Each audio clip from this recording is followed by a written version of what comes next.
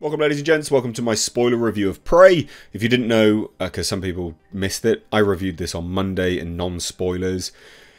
If you want to know how I got access to it, obviously I know other people that have access from Disney. I don't have access from Disney. Disney will never work with me, unfortunately, which is actually why my video got released before the embargo was up. So there's a little telltale sign as to why and how you can believe that I say I'm not a shill, because there was an embargo. But anyway, moving on. I thought we'd just touch on spoilers, realistically. I didn't really know where this movie would lie with people. Obviously, when I review movies and things, you know, I like to think I'm quite relatable in some regards. This is a movie that I just didn't know where it would land, because I think that inevitably there's going to be some people that jump in and go, well, it's woke anyway. Regardless, and I've had some back and forths with people in the comments, which I'll get to when I review this now, in terms of the details and stuff. And I just feel like some of it's kind of overlooked a little bit. I'm not gonna be one of these people that's like, you just don't get it. That's total retardation. Obviously everyone gets it, but I think there's some things which people overlooked. So what is the story here? And let's just get right to the spoilers, what I liked and what I disliked. I liked a lot about this movie, and what I didn't like was predominantly due to its budget, you know, its budgetary restraints. There is some wonky CGI in this. There's a CGI lion, CGI wolf for a little bit, and a snake and things like that. They're not horrendous. They're doable, you know? I look at that, I'm like, yeah, okay, whatever. You can just kind of overlook that CGI, but that's a byproduct of it having pretty bad low budget.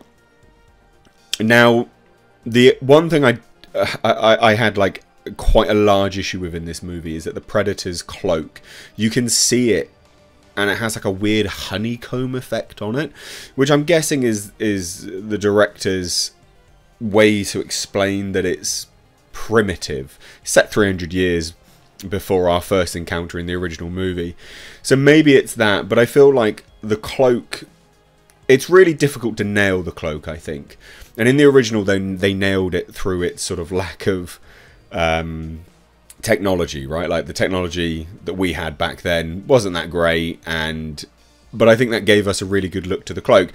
This one, with a weird honeycomb look, just sort of cut out of normal looking surroundings, made it look a bit dumb.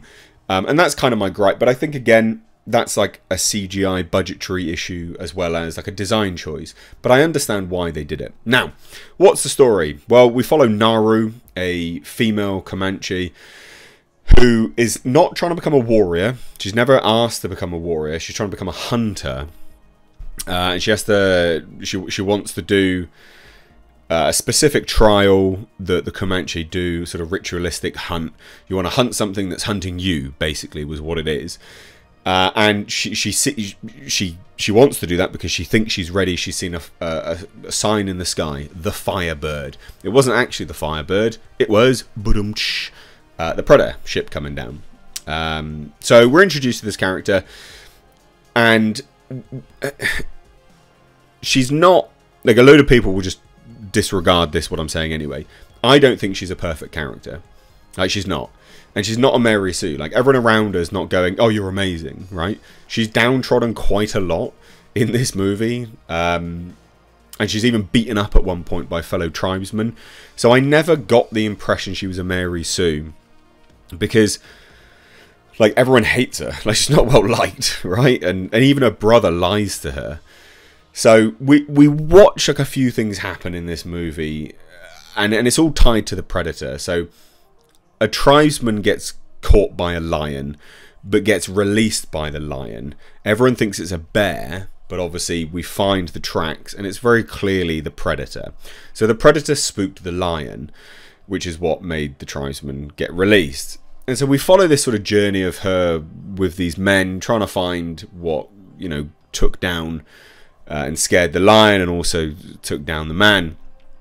And there's some interactions between the two of them. There's one scene where these tribesmen beat the crap out of her, and she loads of people are like, well, she won. She didn't. She literally got clotheslined on the floor.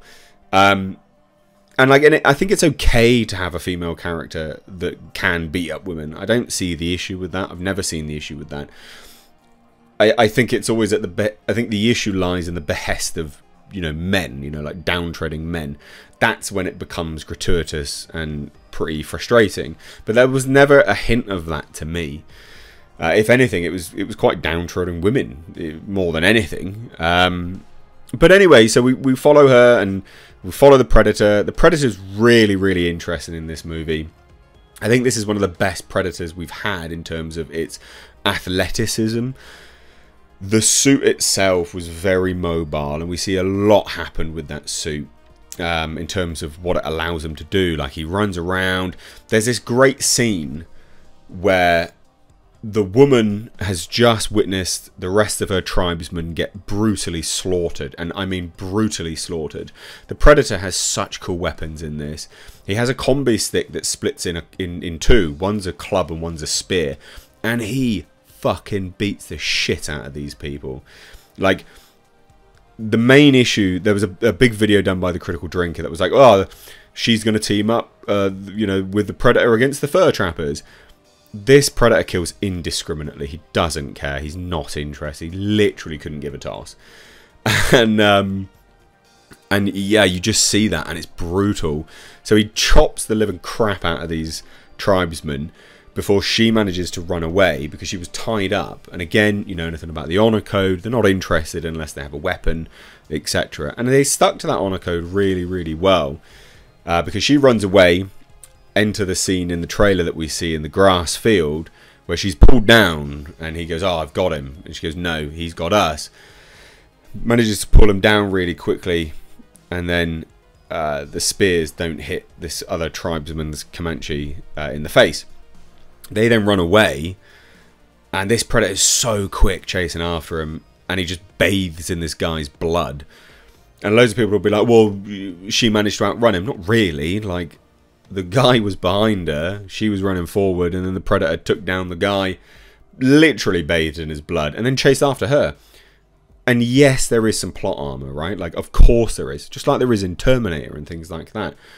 There is some plot armor. She gets in, you know, a fur trapper trap, and the Predator's not interested in hurting her then. But that's in-universe plot armor because that is the honor code. But then these are the things which start to build the story. So we now know the honor code. So she stores that information. Earlier in the movie, she gets caught in like a mud trap. Now, it doesn't go the way you think it would go. It's not about her hiding her body heat. But the mud trap, she goes, oh, I can use that later down the line, when obviously she's facing off against this Predator. And then there's this flower, I can't remember what it's called, like Tootsie or something like that, that cools body temperature down.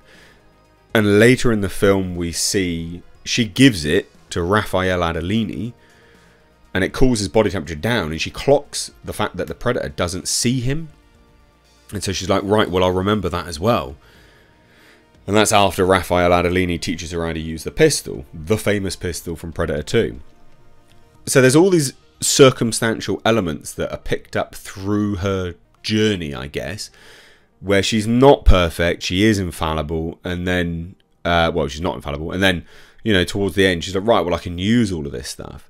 She uses the pistol to shoot the Predator in the back of the skull. The back of the skull is important because earlier in the film we see him blocking flintlock flints and stuff like that, and it not really phasing him that much, but she shoots him in the back of the skull, and it penetrates his brain. Like, you see blood coming out the front. So he's very clearly pretty injured at this point. But she uses the flower to disguise herself, shoots the Predator in the back of the head, takes the biomask, because earlier in the film she clocked that wherever the biomask goes, the spears go. So it's kind of this big build-up to this final fight. And a lot of people will be like, well, you know, the final fight's Mary Sue, plot armor, etc. I kind of get that. But I never... To me, those are the kind of sort of plot holes that I can overlook, you know. I can look it over and go, well, I'm entertained enough, like it's okay. You know, like Arnold Schwarzenegger, Dutch, only survived through sheer luck in the original. He set up all the traps, and it was only by luck. It was literally only by luck that he survived, you know. He only by luck realised that the Predator won't attack him because you can't see him when he's covered in mud, right? There's all these little things that were all done by luck. And I feel like, you know, they tried to take that essence into this film. And I personally think that they succeeded. This film's not perfect by any stretch of the imagination. I really like Predator 2. I think Predator 2 is a fantastic film. But people complaining that the Predator got taken down too easy, I think disregard the fact he was literally shot in the brain. He cuts his own arm off. Again, like, he's clearly not thinking straight. But those things happen anyway. Like, you know, Predator 2, like, he had his arm cut off. And there's so many different things that, you know, we always see. And I'm the first to point it out. And I think it's very disappointing when we always see Predators get taken down by humans. We do need to see a movie where the Predator wins. We 100% do need to see that.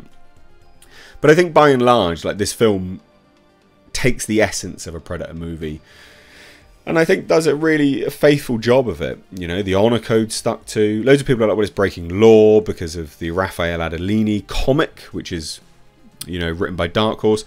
But Fox have never taken Dark Horse comics as law.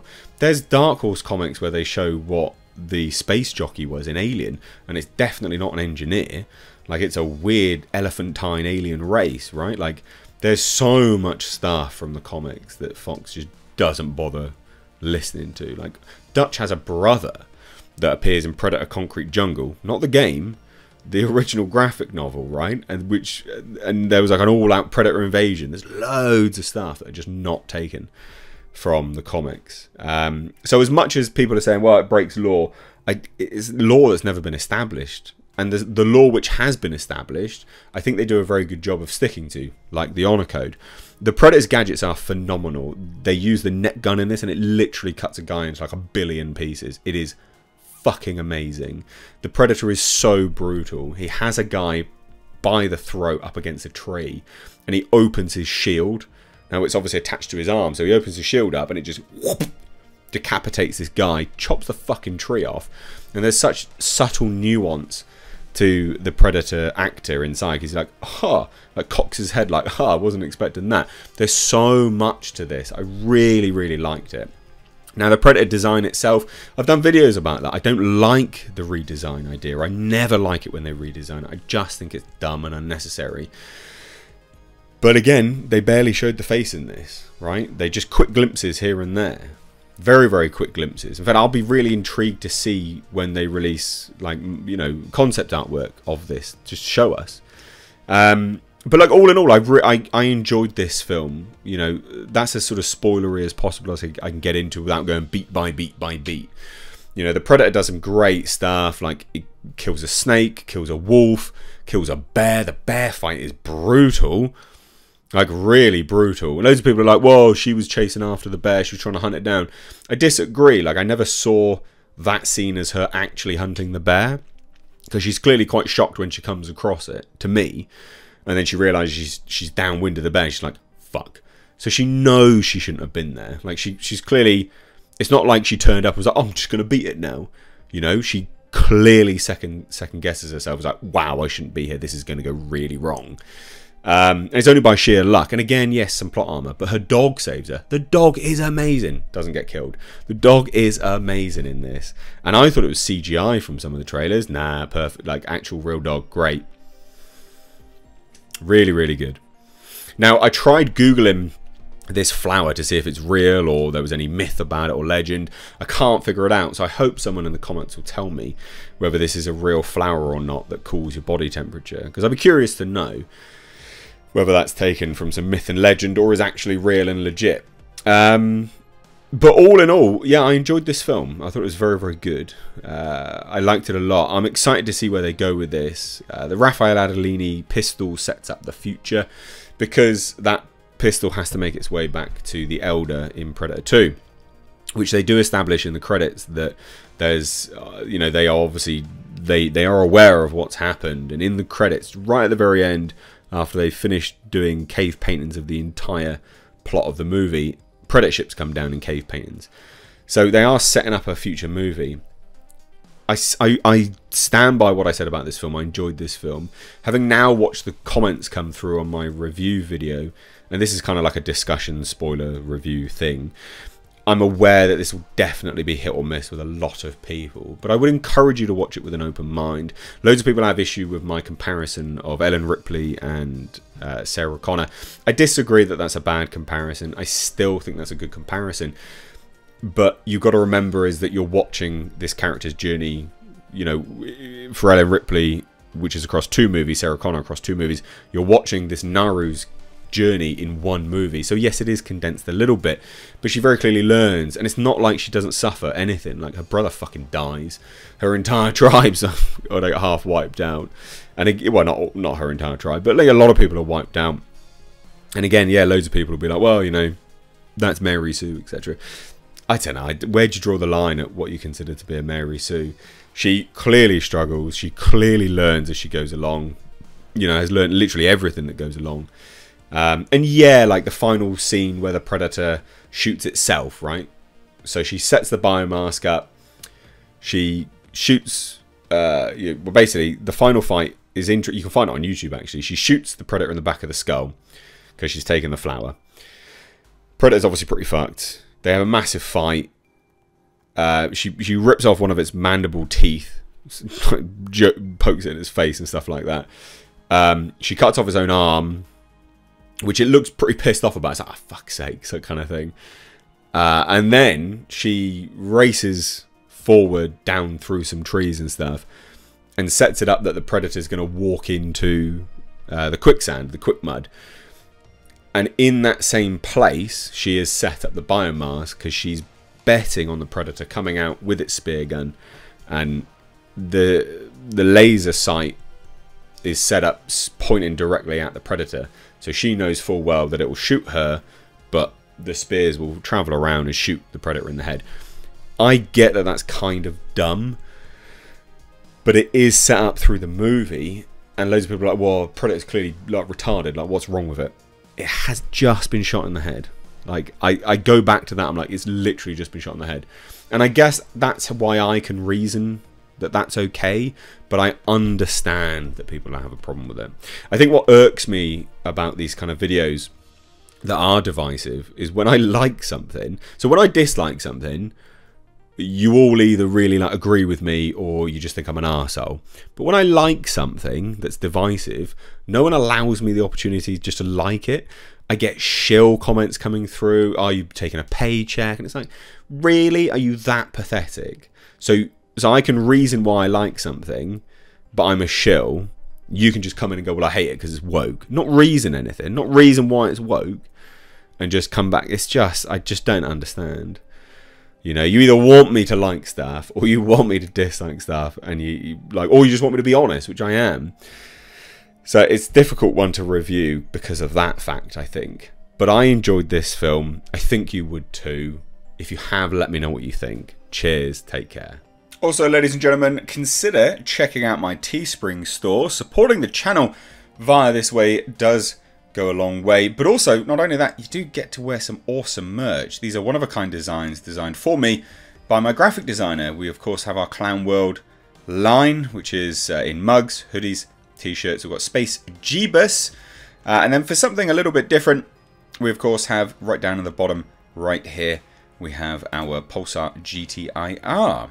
Also, ladies and gentlemen, consider checking out and supporting my second channel, which is Car Nonsense. This is a vlog and car channel. You can find links to this in the description box, along with my Teespring. Please do consider supporting.